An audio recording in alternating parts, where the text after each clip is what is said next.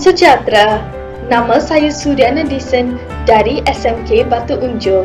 Hari ini, kumpulan kami yang bernama Greenhouse akan menyertai pertandingan National of Jamming Innovation of Ideas. Bagi memperkenalkan ahli-ahli kumpulan kami ialah Dewashni, Divya, Surya, Anda dan Pugalenti. Dengan itu, latar belakang bagi projek ini adalah kawasan perindustrian di sekitar Shah Alam mengeluarkan bahan pencemar seperti plumber. Diteruskan dengan Divya. Kenyataan masalah bagi kajian ini adalah peningkatan kawasan perindustrian menyebabkan pencemaran tanah meningkat dan menjejaskan alam sekitar. Seterusnya adalah objektif kajian.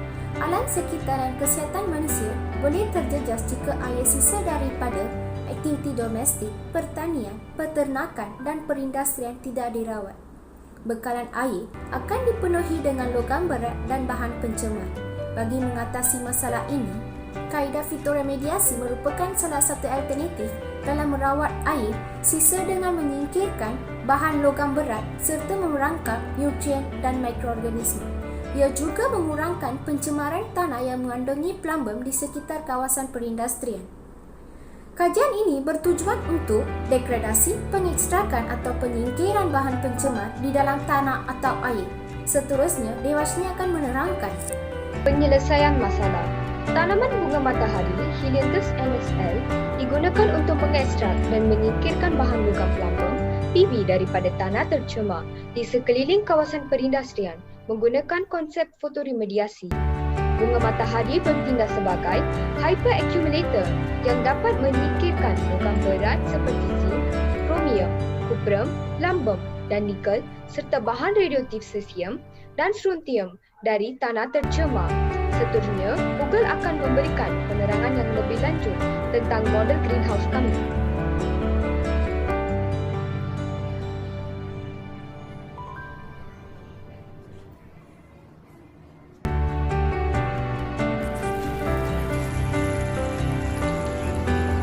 Bahan-bahan dan fungsinya.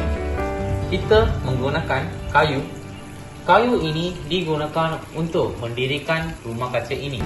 Seterusnya, kita menggunakan pokok bunga matahari. Pokok bunga matahari ini pula bertindak sebagai hyperaccumulator yang dapat mengekstrak logam seperti plumbum. Seterusnya, tanah dan air dijadikan sebagai asas kepada tumbuh-tumbuhan. Air telah dipam daripada pam air melalui tube getah ke paip PVC. Seterusnya, kita menggunakan lampu UV untuk digantikan sebagai cahaya matahari.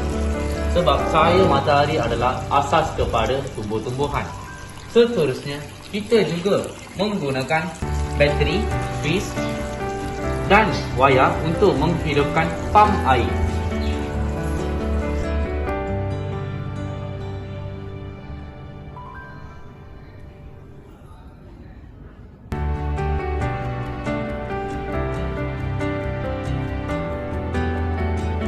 Kita telah menggunakan dua buah bekas plastik. Satu menyimpan air dan satu digunakan untuk menanam pokok bunga. Kita menggunakan bekas plastik kerana kita mengamalkan sistem kita semula dalam rumah kaca kami.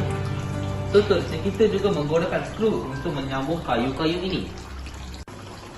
Kos keseluruhan membina rumah kaca ini adalah RM RM183.60. Seterusnya, anda akan teruskan. Sekian, terima kasih. Motif projek kami bukan sahaja untuk tujuan pasaran, malah ia juga merupakan cadangan untuk syarikat-syarikat besar untuk menggunakan sistem kami. Ia merupakan fakta bahawa 400 juta tan sisa toksik dibuang setiap tahun. Malaysia tersendirinya menghasilkan 23,000 tan sisa toksik setiap hari.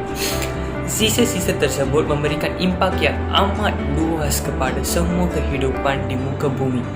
Terdapat juga anggapan bahawa sisa toksik akan merupakan salah satu punca kepupusan pelbagai spesies. Namun kami percaya bahawa situasi seperti itu dapat dielakkan melalui sistem kami apabila dibina dalam skala yang besar. Sistem kami amat bersesuai untuk mengadakan fitur remediasi tanah.